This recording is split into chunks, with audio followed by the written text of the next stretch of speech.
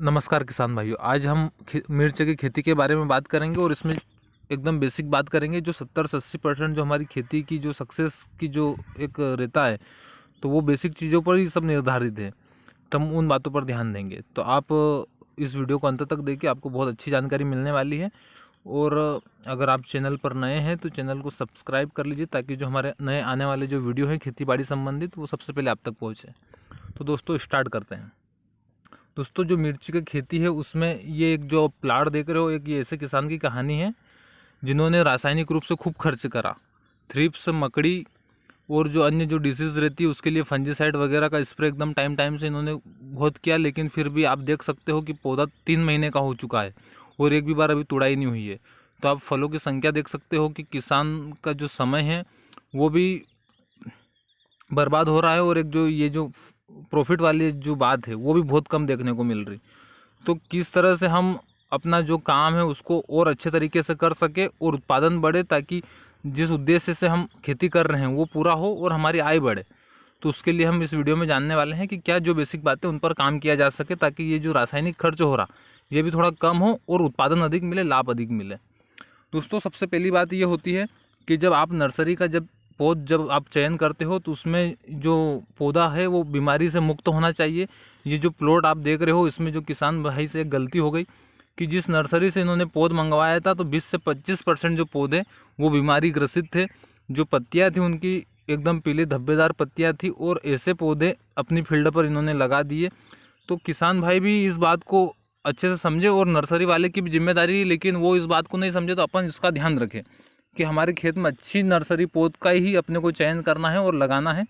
और लगाने के बाद में भी अगर 20-25 दिन में अगर कुछ ऐसे लक्षण दिखते हैं पौधे में, तो आप उसको उखाड़ के फेंक दीजिए। उसमें आप ऐसे दवाई का जो आप शेड्यूल चला रहे हो वो तो चलने दीजिए, लेकिन वो पौधा कभी इतना आपको प्रॉफिट नहीं देने वाला। उसको आप उखाड़ के फेंक दीजिए और नया पौधा वहाँ पर लगाइए।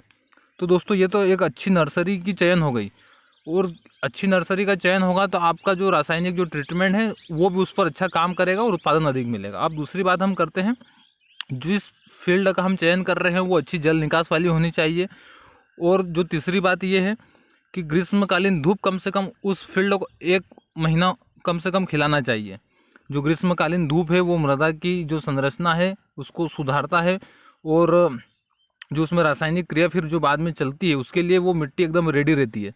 तो आप ग्रीष्मकालीन धूप 1 महीना जरूर खिलाएं। अब दोस्तों चौथी बात यह है कि जो मिट्टी की जो उर्वरकता है, जो उसमें जो जीवाश्म जो पदार्थ है वो काफ़ी मायने रखते हैं पौधे को न्यूट्रिएंट ऑप्टेक करवाने के लिए। तो उसमें जो जीवाश्म पदार्थ की कितनी मात्रा है, तो उसके लिए आप गोबर की खाद डालें, और गोबर की खाद के साथ में आप नीम की खली भी मिला लें। नीम की खली को आप सिर्फ एक कीटनाशक, फफूंदनाशक या इस तरह से ना देखें कि यार ये वो अपन केमिकल डाल देंगे, लेकिन इसकी खास बात ये है कि इसमें नाइट्रोजन, फास्फोरस और पोटेशियम तीनों जो मुख्य पोषक तत्व उसकी बहुत अच्छी संतुलित मात्रा में इसमें उपस्थित है न्यूट्रिएंट। तो ये एक बायो उर्वरक के रूप में भी आपको सहायता प्रदान करेगा। तो आप नीम की खली मिलाएं गोबर खाद के साथ में और खेत में डालें, जिससे जो वाइट रूट जो पौधे की रहती है वो ज़्यादा से ज़्यादा निकलेगी। और वाइट रूट ही न्यूट्रिएंट ऑप्टेक करने का काम करती है। जो सफ़ेद वाइट जो पतली पतली रोएदार जो जड़ रहती है वही न्यूट्रिएंट ऑप्टेक करने का काम करती है, और वही पानी को ऑप्टेक करती है। तो अगर न्यूट्रिएंट अच्छे से ऑप्टेक होंगे, पानी अच्छे सा पौधा लेगा, तो आपकी निश्चित रूप से फसल जो है वो अच्छी हरी भरी रहेगी, ग्रोथ कम समय में अधिक करेगी। आप देखते होंगे कि यार एक अन्य जो किसान है जो ये सब सारे काम करता है, उसकी फसल एक अलग ही रहती है मौसम अच्छा होने के बावजूद, और अपने जो खेत में जो फसल है वो उससे कंपेयर करें तो बहुत पीछे रह जाते हैं। और किसान को लगता है कि यार मैंने भी तो सब काम किया, लेकिन हकीकत बात यह है कि जो बेसिक बातें हैं उनको आपको पहले पूरा करना जरूरी है, तभी तो आपका रासायनिक जो आप जो खर्च कर रहे हो उसका बेनिफिट आपको मिलेगा। तो ये जो बेसिक बातें इन पर आप ध्यान दें, अच्छी नर्सरी का चयन करें, ग्रीष्मकालीन धूप खिलाएं मिट्टी को, जल निकास वाली मिट्टी का चयन करें आप, और जो जीवाश्म पदार्थ जो गोबर की खाद है उसकी आप पूर्ति करें अपने खेत में। अगर आपके पास गोबर की खाद उपलब्ध नहीं है तो आपकी जो फसल के जो अवशेष हैं, आप अगर कॉटन, मक्का या सोयाबीन, मूंग वगैरह कुछ भी आप फसल लगाते हो तो उसको हार्वेस्ट करने के बाद में उसके अवशेष को फेंकें नहीं, उसको खेत में सड़ने के लिए छोड़ दें। वो लंबे टाइम तक सड़ने की प्रक्रिया चलती है, लेकिन एक निश्चित टाइम के बाद में आपकी जो मिट्टी है वो बहुत अच्छी भुरभुरी उपजाऊपन उसमें बढ़ जाएगा, जीवाश्म पदार्थ की जो मात्रा है वो बढ़ जाएगी, तो आपको फिर बहुत लाभ मिलने वाला है। तो आप फसल के अवशेष को बिल्कुल भी ना जलाएं। तो दोस्तों अगर इस प्रकार से इन सारी चीज़ों का समावेश आप करोगे तो आपकी फसल की जो उपज है वो निश्चित रूप से बढ़ेगी और आपकी जो मेहनत है वो फालतू नहीं जाएगी। आप इसमें भी आप वीडियो में देख सकते हो कि जो वाइट रूट है वो 1 से 2 दिख रही बस, लेकिन वाइट रूट की संख्या होनी बहुत ज़रूरी है। तो दोस्तों आप इस तरह से अगर आप काम करोगे तो आपकी जो मेहनत है, आपका जो समय जो जा रहा है उसका आपको सही बेनिफिट मिलेगा और आपकी आय जो है वो अच्छे से बढ़ेगी।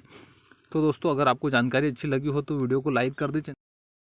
इस वीडियो के कंपेयर में और एक हम नया वीडियो लेकर आएंगे जिसमें हमने जो फ़ायदे बताए हैं गोबर की खाद वगैरह के, उस प्लॉट पर विज़िट करेंगे और वो सारा प्लॉट आपको दिखाएंगे।